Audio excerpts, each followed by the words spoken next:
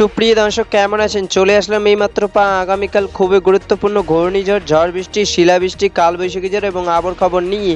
দর্শক আজকে ভিডিওতে জানিয়ে দেবো আগামীকাল 24 ঘন্টায় কেমন থাকার সম্ভাবনা রয়েছে বাংলাদেশে 8টি বিভাগে 64 জেলার আবহাওয়া পরিস্থিতি, এবং আরও জানিয়ে দেবো পশ্চিমবঙ্গে কোথাও কোনো বৃষ্টিপাতের সম্ভাবনা আছে কি না।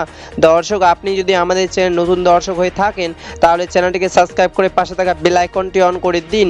তো চলুন এবার জেনে নিই এক নজরে। দর্শক ইতিমধ্যে গত 24 ঘন্টায় আবহাওয়াবিদ বাংলাদেশের সর্বনিম্ন তাপমাত্রা রেকর্ড করেছেন ঢাকা বিভাগে 35 থেকে 36 ডিগ্রি সেলসিয়াস, এবং আবহাওয়াবিদ আরও জানিয়েছেন ইতিমধ্যে খুলনা, যশোর, বগুড়া, টাঙ্গাইল, ঢাকা, গাজীপুর, ফরিদপুর, সিলেট, হবিগঞ্জ, ময়মনসিংহ, চট্টগ্রাম, ফেনী, কক্সবাজার, টেকনাফ জেলায় আকাশ হালকা মেঘলা এবং আগামী কয়েকদিন মেঘলা আকাশ থাকার সম্ভাবনা রয়েছে।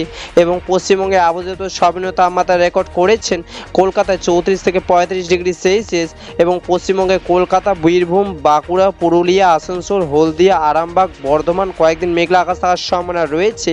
দর্শক এবার সরাসরি চলে আসলাম মেঘ বৃষ্টির সাথে পূর্ব চিত্রে, এবং এই মুহূর্তে দেখতে পাচ্ছি আজ এবং আগামীকাল 24 ঘন্টায় বাংলাদেশে 8টি বিভাগে 64 জেলা আকাশ মেঘলা থাকার সম্ভাবনা রয়েছে।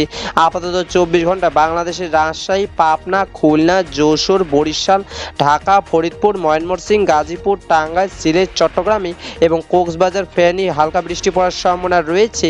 এবং পশ্চিমবঙ্গে মুর্শিদাবাদ, বোলপুর, আসানসোল, খড়গপুর, বাঁকুড়া, কলকাতা, হলদিয়া হালকা বৃষ্টি পড়ার সম্ভাবনা রয়েছে। 12ই মে 2026 মঙ্গলবারে আবার খবর দেখা হবে পরবর্তী দিনে আবার ভিডিওতে। ততক্ষণ পর্যন্ত সুস্থ থাকুন, ভালো থাকুন, ধন্যবাদ।